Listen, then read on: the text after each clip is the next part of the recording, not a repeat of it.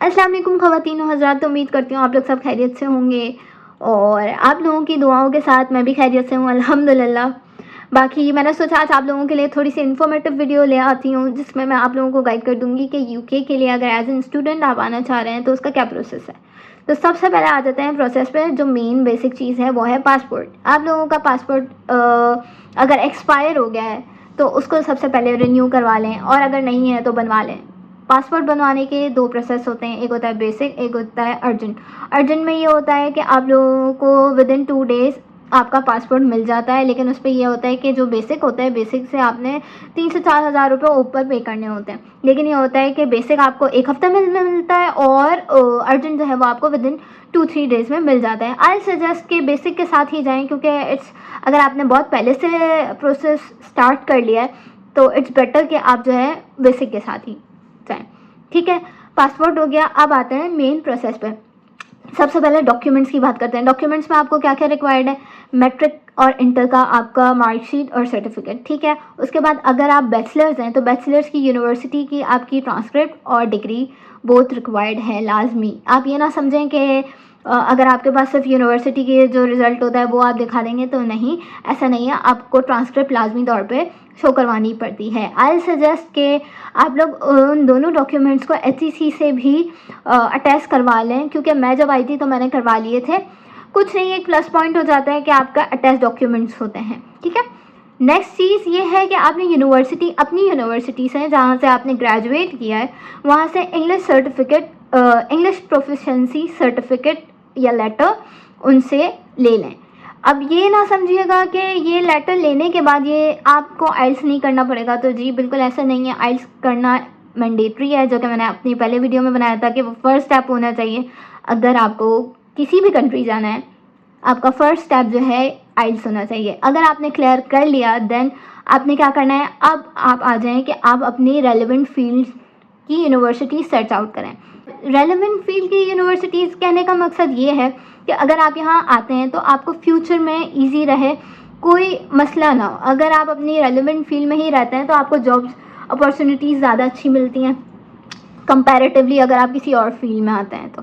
ठीक है, ये नेक्स्ट ये होता है कि वो सारा प्रोसीजर हो गया। अब यूनिवर्सिटी आपने अप्लाई कर ली, यूनिवर्सिटी की तरफ से आपको रिसीव हो गया ऑफ़र लेटर जिसमें वो मांग रहे हैं इनिशियल डिपॉजिट, जो कि मेरी यूनिवर्सिटी ने भी मुझसे मांगा था। हर यूनिवर्सिटी मांगती है मोस्टली, मतलब मैंने आज तक सुना नहीं है कि किसी यूनिवर्सिटी ने इनिशियल डिपॉजिट ना लिया हो, ऐसे ही होता है।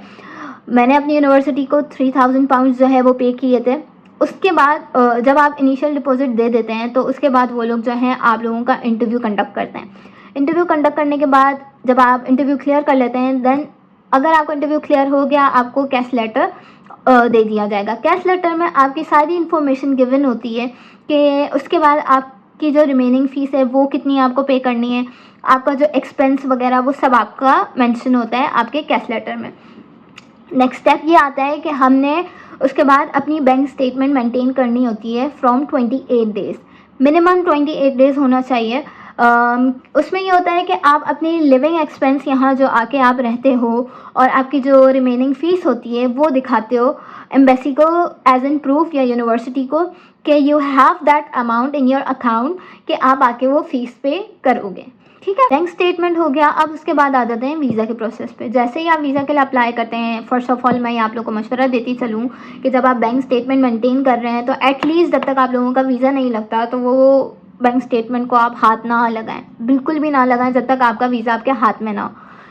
ठीक है, और दूसरी चीज़ वीज़ा पे आते हैं। वीज़ा में ये होता है कि आप वीज़ा के लिए अप्लाई करते हैं, उसके साथ साथ वीज़ा फ़ीस पे करते हैं और आईएचएस फ़ीस पे करते हैं। आईएचएस फ़ीस क्या होती है, आपकी हेल्थ इंश्योरेंस फ़ीस होती है। ठीक है, जो कि मेरे टाइम 470 पाउंड्स थी और अब जाके वो आई गेस बढ़ गई है, उसका मुझे सही क्लियर आइडिया नहीं है।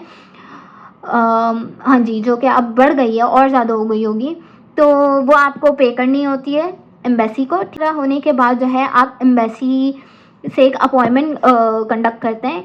उस अपॉइंटमेंट में आप क्या करते हैं कि आपके जो भी डॉक्यूमेंट्स होते हैं आपने वो जाके एम्बेसी से स्कैन करवाने होते हैं। स्कैन करवाने के बाद क्या होता है कि जब आपके डॉक्यूमेंट स्कैन हो गए तो वो आपको एक ईमेल या मैसेज रिसीव हो जाता है कि आपके जो भी प्रोसीजर है वो वीज़ा के लिए आगे फॉरवर्ड कर दिया गया है।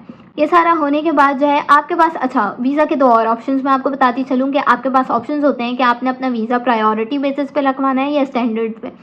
प्रायोरिटी पे ये होता है कि आपका वीज़ा जो कि नॉर्मल में 120 दिन में आता है, उसमें जो है 15 डेज़ में आपका वीज़ा आपके हाथ में होता है। इट्स डिपेंड कि वो रिजेक्ट हो रहा है या एक्सेप्ट हो रहा है, जो भी वो आपका 15 डेज़ में रिज़ल्ट आपके सामने होता है। तो ख़वातीन और हज़रात, यही था पूरा प्रोसीजर जो कि फ़ॉलो होता है यूके एज एन स्टूडेंट आने के लिए। होप ये आपको प्रोसेस अच्छे से समझ आया होगा और मैं आप लोगों को अच्छे से अपनी बात डिलीवर कर चुकी होंगी। और बाकी फिर मिलेंगे इंशाल्लाह नेक्स्ट वीडियो में। अपनी दुआओं में ऐसे ही मुझे याद रखिएगा। प्लीज़ वीडियो को लाइक करना ना भूलें, शेयर करना ना भूलें और चैनल को सब्सक्राइब भी करवा दीजिएगा। अल्लाह हाफ़िज़, टेक केयर।